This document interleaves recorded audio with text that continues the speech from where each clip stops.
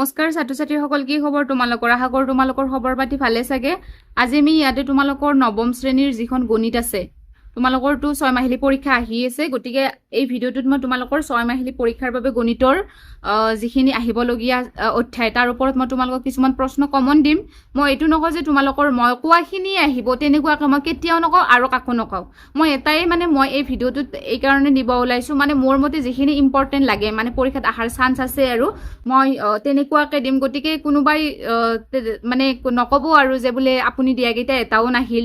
মই মোৰ হিচাপত যিখিনি ইম্পৰ্টেণ্ট লাগে সেইখিনিহে ভিডিঅ'টো দিবলৈ আহিছোঁ, ঠিক আছে? গতিকে তোমালোকে ভিডিঅ'টো স্কিপ নকৰিব আৰু যিসকল ইণ্টাৰেষ্টেড 6 মাহিলী পৰীক্ষাক লৈ তেওঁলোকসকলে ভিডিঅ'টো শেষলৈকে চাব। গতিকে এতিয়া ইয়াতে আছে যে তোমালোকৰ কি সংখ্যা প্ৰণালী, ঠিক আছে?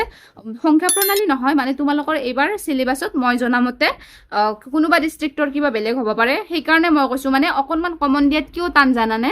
চব ডিষ্ট্ৰিক্টৰ এইবাৰ পৰীক্ষাৰ চিলেবাছটো অকণমান বেলেগ বেলেগ, কাৰোবাৰ যদি কেতিয়াবা কিবা আছে, কাৰোবাৰ কেতিয়াবা কিবা আছে। চ' মই তথাপিও যিহেতু ছেম কিতাপ অল আছামত, গতিকে সেই হিচাপত এটা তোমালোকৰ কাৰণে মই কমন ভিডিঅ' লৈ আহিছোঁ, সকলোৱে কমেণ্ট কৰি জনাই থকা বাবে।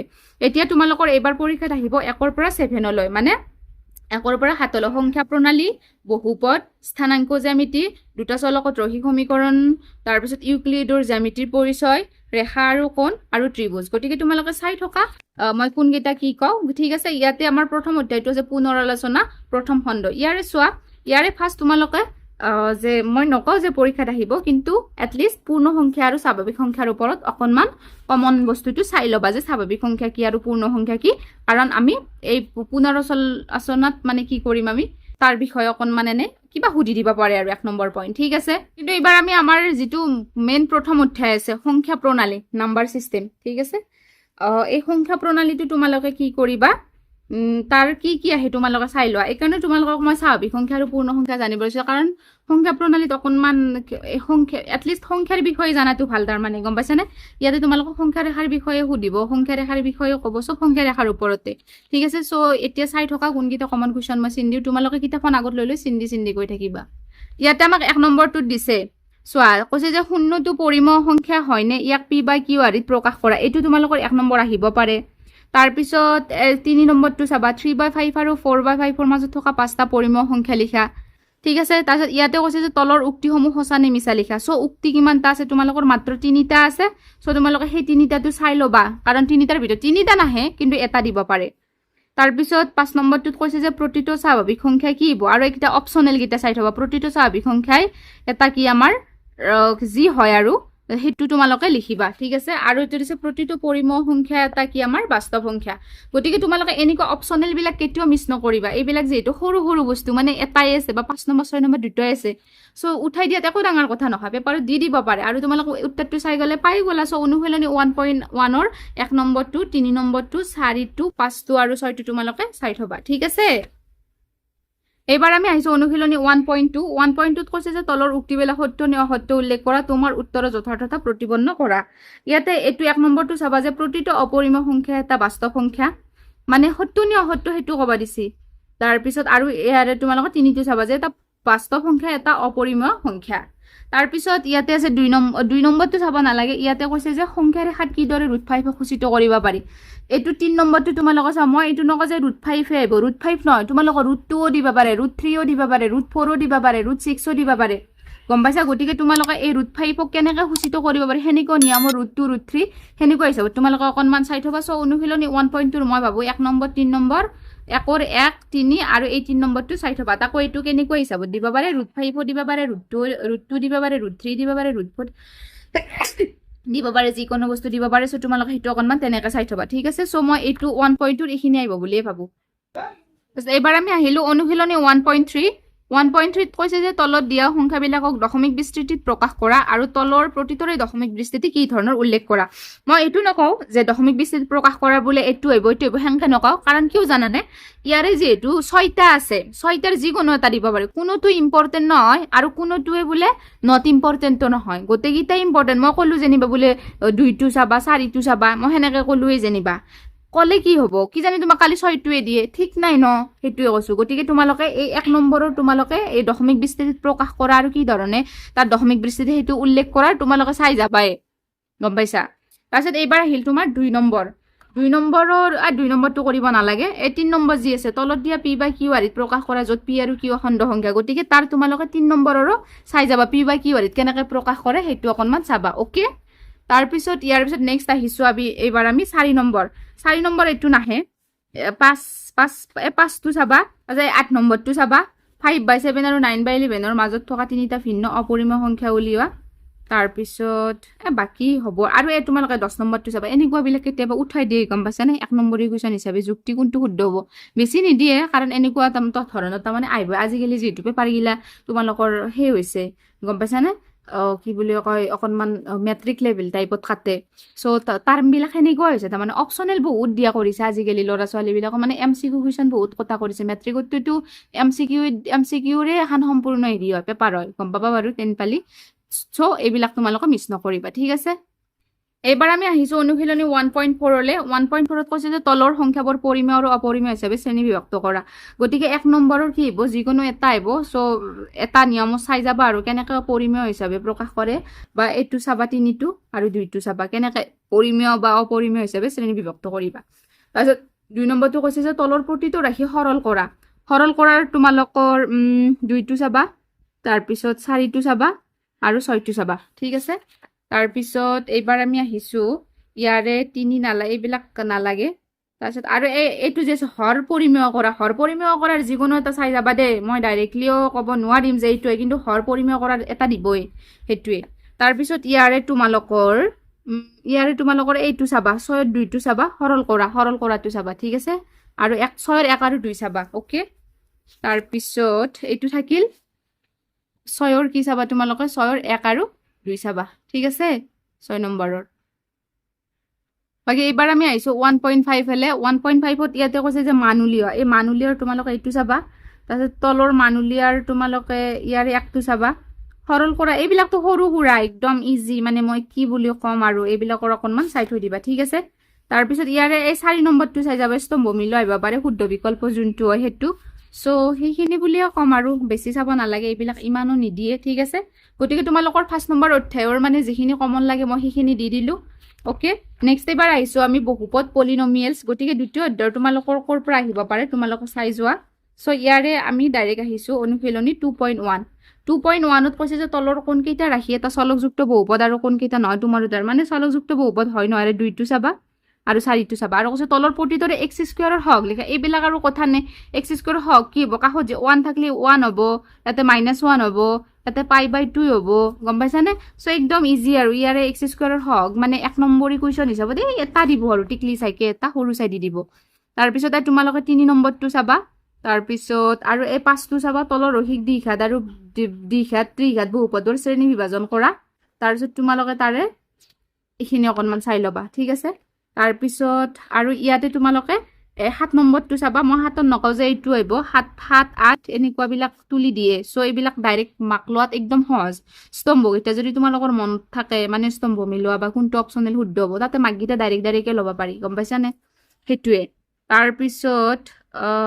তাৰপিছত ইয়াতে 6টো অকনমান যদি চাব ইচ্ছা কৰা চাবা আৰু এইবাৰ আহিছো আমি অনুশীলনী 2.2ত কৈছে যে 5x - 4x² + 3 বহুপদৰ মান নিৰ্ণয় কৰা ঠিক আছে এমান বহুপদৰ মান আমাক কি কৰিব দিছে এমান বহুপদৰ মান আমাক নিৰ্ণয় কৰিব দিছে তো এইটো তোমালোকে 1 নম্বৰটো চাবা আহিবা পাৰে তাৰপিছত 2 নম্বৰটোও চাবা ঠিক আছে তাৰপিছত 2 নম্বৰটোও চাবা তাৰপিছত ইয়াৰে 5 নম্বৰটো চাবা এইটোৱে তাৰপিছত ইয়াৰে পিছত এইবাৰ আমি আহিছো 2.3ত কৈছে যে তলৰ কোনটো বহুপদৰ এটা উৎপাদক x + 1 তাক নিৰ্ণয় কৰা গতিকে ইয়াৰে এটা চাই ল'বা তাৰপিছত 2 নম্বৰৰ 2টো চাবা ঠিক আছে তাৰপিছত 3 নম্বৰটো চাবা ইয়াৰে ঠিক আছে 3 নম্বৰটো চাবা তাৰপিছত ইয়াৰে 6 নম্বৰটো চাবা 6 নম্বৰটোত কৈছে যে যদি x² px + q আৰু x² + mx + n বহুপদ দুটাৰ x + এটা সাধাৰণ উৎপাদক প্ৰমাণ কৰা যে বোলে এইটো আৰু ইয়াৰে তোমালোকে 4টো উৎপাদক বিশ্লেষণ কৰা দিছে 5টো উৎপাদক বিশ্লেষণ কৰা দিছে ইমান নাই 4 2 6 4 একটা চাই থৈ দিবা ঠিক আছে তাৰপিছত আহিল তোমাৰ 2.4ত কৈ থৈ দিছে যে তলৰ পূৰণফল কেইটা নিৰ্ণয় কৰিবলৈ উপযুক্ত অভেদ ব্যৱহাৰ কৰা ঠিক আছে পূৰণফল নিৰ্ণয় কৰিবলৈ তোমালোকে 2 আৰু 5টো চাই থৈ দিবা ইয়াতে কৈছে প্ৰত্যক্ষ পূৰণফল ইয়াৰে তোমালোকৰ 1 নম্বৰটো চাই থৈ দিবা তাৰপিছত ইয়াৰ উপযুক্ত অভেদ ব্যৱহাৰ কৰি উৎপাদক বিশ্লেষণ কৰা, ইয়াৰে তোমালোকে 2টো চাবা। 4টোত কৈছে যে উপযুক্ত অভেদ ব্যৱহাৰ কৰি তলৰ ৰাশিবোৰ বিস্তাৰ কৰা। তলৰ ৰাশিবোৰ বিস্তাৰ মানে কৈছে উপযুক্ত অভেদ ব্যৱহাৰ কৰি তলৰ ৰাশিবোৰ বিস্তাৰ কৰা।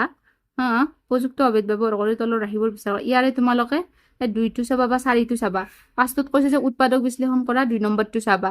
6টোত কৈছে তলৰ ঘনককেইটা বিস্তাৰিত কৰা, ইয়াৰো তোমালোকে 2টো চাই থৈ দিবা। ঠিক আছে। তাৰপিছত 7 নম্বৰটোত কৈছে যে উপযুক্ত অভেদ ব্যৱহাৰ কৰি তলৰ ৰাশিৰ মান নিৰ্ণয় কৰা, ইয়াৰে তোমালোকে 2 নম্বৰটো চাবা। তলৰ প্ৰতিটোৰ উৎপাদক বিশ্লেষণ কৰা, ইমান চাব নালাগে। সত্যাপন কৰাৰ এটা চাবা, 1 নম্বৰটো চাবা। ইয়াৰে উৎপাদক বিশ্লেষণ কৰাৰ ইয়াৰে 2টো চাবা। তাৰপিছত 11 নম্বৰটো চাই থৈ দিবা। আৰু 12 নম্বৰটো আহিব পাৰে দে, সত্যাপন কৰা। এইটো মোৰ 12 নম্বৰটো বহুত ইম্পৰ্টেণ্ট যেন লাগিছে। 12 নম্বৰটো চাই থৈ দিবা। তাৰপিছত 13ৰ যদি মই কথা ক'ব যাওঁ, 13ৰ তোমালোকে কোনটো চাবা জানানে? 1 নম্বৰটো চাবা, 2 নম্বৰটো চাবা। 13ৰ 1 নম্বৰ আৰু 2 নম্বৰ চাই থলে হ'ব যোৱা, ইমান এনেও চাব নোৱাৰিবা। ঠিক আছে। গতিকে তোমালোকৰ 2 নম্বৰ অধ্যায়ৰ মই যিখিনি ইম্পৰ্টেণ্ট বুলি ভাবিছোঁ সেইখিনি চিন দিছোঁ। গতিকে ইয়াৰ পিছত নেক্সট এইবাৰ আহিছোঁ আমি 3 নম্বৰ অধ্যায়লৈ, স্থানাংক জ্যামিতি। গতিকে স্থানাংক জ্যামিতিৰ তোমালোকৰ কি আহে তোমালোকে অকণমান চাই লোৱা। স্থানাংক জ্যামিতিৰ তোমালোকৰ চকটোতো বুজি পোৱাই ন। এতিয়া বাৰু আজি মই কমন দিছোঁ যিহেতু, আজি মই তোমালোকক মই বুজাব নোৱাৰিম চক কি বোলে কিবা কি, সেইবিলাক বুজা হ'লে মই আগতে বুজালো হয়। এতিয়া যে কমন দিছে 3.1 চাব নালাগে, নাহি ইয়াৰে পৰা। তাৰপিছত 3.1 চাব নালাগে। তাৰপিছত 3.2 ইয়াৰে মই ডাইৰেক্টলি তেনেকুৱাকে ইয়াৰে 1টো চাবা। ঠিক আছে। ইয়াৰে 1টো চাবা। আৰু কোনটো চাবা? আৰু ইয়াৰে 3 নম্বৰটো চাবা। ঠিক আছে। তাৰপিছত আৰু ইয়াৰে 2 নম্বৰ চিত্ৰটো এটাই তুলি দিব পাৰে বোলে। 2 নম্বৰ চিত্ৰটো তুলি দিলে 2 নম্বৰ চিত্ৰটো গোটেই চিত্ৰটোৰ ওপৰত গোটেই কুৱেশ্যনটো ক'লে। চ' 2 নম্বৰটো মোৰ অকণমান ইম্পৰ্টেণ্ট যেন লাগিছে। ঠিক আছে। তাৰপিছত ইয়াৰে তোমালোকে 3টো চাবা। তাৰপিছত 4টোতো কোনটো বিন্দুৰ অৱস্থান সেইটো লিখিব দিছে। চ' এইখিনিয়ে থাকিল আৰু এইটোৰ। ইয়াৰ পিছত নেক্সট এইবাৰ আমি আহিছোঁ 3.3। ঠিক আছে। 3.3ৰ তোমালোকে এই 2টো চাবা। ঠিক আছে। 2টো চাবা। তাৰপিছত 2টো চাবা আৰু ইয়াৰে তোমালোকে 4টো চাবা। ঠিক আছে। 4 চাবা। তাৰপিছত 5 চাবা আৰু 6টো চাই থৈ দিবা। ঠিক আছে। তাৰপিছত গতিকে এইটো 3 নম্বৰ অধ্যায় আৰু তোমালোকৰ কমপ্লিট। এইবাৰ আমি আহিছোঁ 4ৰ্থ অধ্যায়লৈ। 4ৰ্থ অধ্যায়ত তোমালোকৰ কি আহিব পাৰে? 4.1ত চোৱা। 4.1ত এইটো নাহে, গতিকে এইটো আৰিত প্ৰকাশ কৰিব দিছে। গতিকে 2টো আৰু 4টো চাই থৈ দিবা, চান্স আছে। তাৰপিছত আৰু ইয়াৰে 3 নম্বৰটো চাই থৈ দিবা। এইবাৰ আহিছোঁ আমি 4.2লৈ। 4.2ত কৈছে যে তলত দিয়া সম্ভাৱ্য উত্তৰকেইটাৰ মাজৰ কোনটো সত্য আৰু কিয়। ঠিক আছে। গতিকে y = 3x + 5 সমীকৰণটোৰ কি আছে? অসীমংখ্য সমাধান আছে। 1 নম্বৰটো চাই থৈ দিবা, একদম পৰীক্ষাত আহে এইবিলাকৰ। তলত প্ৰতিটো সমীকৰণ 4টাকৈ সমাধান হ'লে ইয়াৰে তোমালোকৰ মই এইটো নকওঁ যে অকল 2টোৱে চাবা, পাৰিলে গোটেইকেইটা চাই থৈ দিবা। বহুত ইম্পৰ্টেণ্ট, পৰীক্ষাত ইয়াৰ পৰাই দিব চাগে। তলৰ কোনকেইটা ক্ৰমিক যুগলৰ সমাধান হয়? 3ৰো এটা চাই থৈ দিবা। ঠিক আছে। তাৰপিছত চাই থৈ দিবা। তাৰপিছত ইয়াৰে তোমালোকে 4 নম্বৰটো চাবা। ঠিক আছে।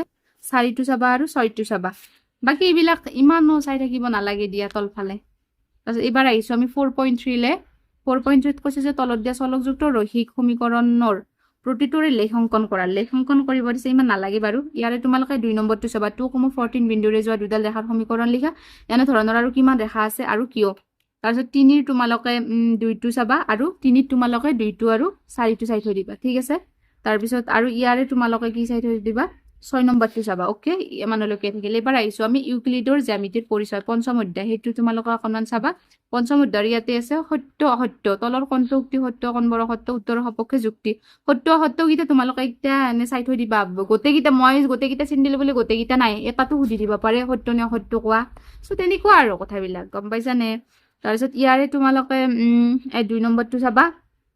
2 নম্বৰটো নালাগে চাব। ইয়াৰে তোমালোকে 4টো চাবা। মই ভাবোঁ যে 4টো ইম্পৰ্টেণ্ট, বাকীবিলাক ইমান এটা ইম্পৰ্টেণ্ট নহয়, নাহিব পাৰে, গম পাইছানে? তেনেকুৱা আৰু।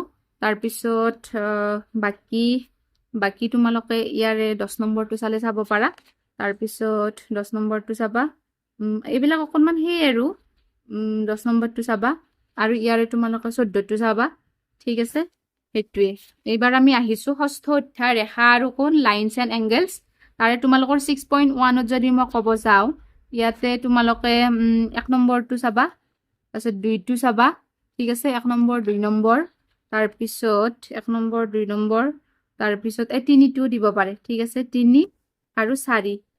তাৰপিছত আৰু 5 এইকেইটা চাই থৈ 1 2 3 4 5 চাই থৈ দিবা বাকি 6 7 ইমান নাচালে হ'ব যোৱা ঠিক আছে তাৰপিছত আৰু ইয়াৰ 8 নম্বৰটো চাবা যেতিয়া দুডাল ৰেখা কটাকটি কৰে তেতিয়া কোনটো হয় অপচন শুদ্ধ সেইটো অকণমান চাই থৈ দিবা তাৰপিছত নেক্সট এবাৰ আমি আইছো 6.2 6.2 তোমালোকৰ 2 নম্বৰটো চাবা ঠিক আছে 2 নম্বৰটো চাবা আৰু কোনটো বুলি কম 2 নম্বৰটো চাবা 3টো চাবা 4টো চাবা আৰু 4টো চাবা আৰু তোমালোকে ইয়াৰে কোনটো চাবা 5 নম্বৰটো চাবা ঠিক আছে 5 নম্বৰটো চাবা তাৰপিছত আৰু কোনটো আহিব পাৰে গতিকে সেইটো তোমালোকে চাবা তাৰপিছত 8 নম্বৰটো যে আছে স্তম্ভ 1ৰ লগত স্তম্ভটো মিলোৱা গতিকে 8 নম্বৰটো তোমালোকে চাই থৈ দিবা ঠিক আছে ইয়াৰ পিছত নেক্সট এবাৰ আমি আহিছো 6.3 লে 6.3 তোমালোকৰ কোনটো চাবা জানানে 1টো চাবা 2টো চাই থবা তাৰে পিছত 1 চাবা 2 চাবা তাৰ পিছত কি বুলি কয় 2 চাবা আৰু ইয়াৰে 4 নম্বৰটো চাবা আৰু ইয়াৰে 6 নম্বৰটো মোৰ বেছি ইম্পৰ্টেন্ট যেন লাগিছে একদম ভেৰি ভেৰি ইম্পৰ্টেন্ট যেন লাগিছে QTR = হাফ QPR ঠিক আছে গতিকে নেক্সট এবাৰ আমি আহিছো সপ্তম অধ্যায় ত্ৰিভুজ ট্ৰায়াঙ্গলছ ইয়াৰে তোমালোকৰ কি কি আহিব পাৰে মই তোমালোকক চিন দি আছো চাই থাকা তোমালোকে দুটা বেছি চিন দিয়া যাবও পাৰে সেইটো কোনো ডাঙৰ কথা নহয় কাৰণ কি আৰু হয়নে না আহিবও পাৰে অনুশীলনী 7.1 তাৰ তোমালোকে 2টো চাবা ঠিক আছে 2টো চাবা তাৰপিছত 2 চাবা তাৰপিছত 3টো চাবা তাৰপিছত 4টো তাৰপিছত ইয়াৰে 5 নম্বৰটো তাৰপিছত 5 নম্বৰটো চাবা আৰু ইয়াৰে 6টো চাবা ঠিক আছে 5 6 তাৰপিছত বাকি এইফালে উক্তি বিলাকত কি জানানে এইবিলাক মই কেনে চাবা ক বেছি যেহেতু দীঘল নহয় ইমান বুজি দেখ পেলাই না জাস্ট উত্তৰটো মনত ৰাখিলে পৰীক্ষাত আহিলে এনে মনত পৰিব আচ্ছা এইটো মই চাইছিল অপচন নম্বৰ অমুকটো হ'ব সেইকাৰণে মাক ল'ব সহজ সেইকাৰণে মই এইকেইটা অকণমান মিছ কৰিব নিদিওৱে মই যদি কিছুমান যদি চিনো দিয়া না তথাপিও চাই ল'বা আৰু তোমালোকৰ মাজৰ উপপাদ্য কেতিয়াবা আহিব পাৰে দে আৰু কি জানানে তোমালোকে এতিয়া যেহেতু 9 পাইছা সৰু বুলি ভাবি নাথাকিবা মেট্ৰিক দিবা যেহেতু মেট্ৰিকত থাম্বনেলত পেপাৰবিলাক কটা গম পাইছা গতিকে তোমালোকে মানে কি কৰবা মাজৰো কিছুমান দি দিব পাৰে ওকে সো এটো উপপাদ্যও দিব পাৰে এটা সমদ্বি বাহু ত্ৰিভুজৰ সমান বাহু দুটা আন বিপৰীত বাহু দুটাৰ কোণ দুটাৰ সমান এটো যদি প্ৰুফ কৰবা দে তেতিয়া কি কৰবা সেইকাৰণে এটো অকণমান চাই থৈ দিবা গম পাইছা এবাৰ আমি আইছো 7.2 লে 7.2 ত কৈছে যে কি এটা সমদ্বি বাহু ত্ৰিভুজ ABC AB = AC B কোণ C কোণৰ বাৰু ইমান পঢ়ি নাথাকো ইয়াৰে তোমালোকে পাৰিলে 1 নম্বৰটো চাই থৈ দিবা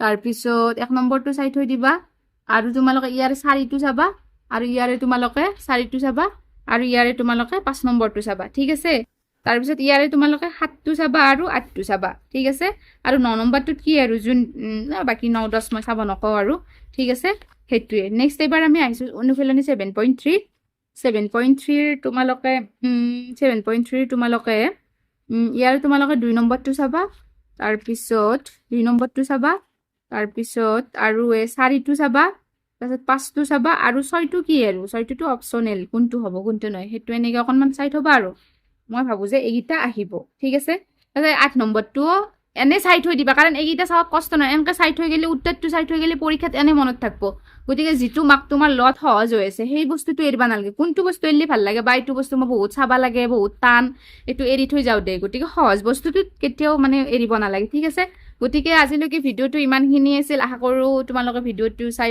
ভাল পালে আৰু যদি ভাল পালে কোনে কৰ পৰা চাই আছে তা লাইক কৰিব কমেন্ট কৰিব আৰু নেক্সট ইয়াৰে কি অধ্যায়ৰ ওপৰত তোমালোকক কমন কুৱেশ্যন লাগে মোক কমেন্ট কৰি জনাবা আজিলৈকে আহিছো ধন্যবাদ best of luck your half yearly examination ঠিক আছে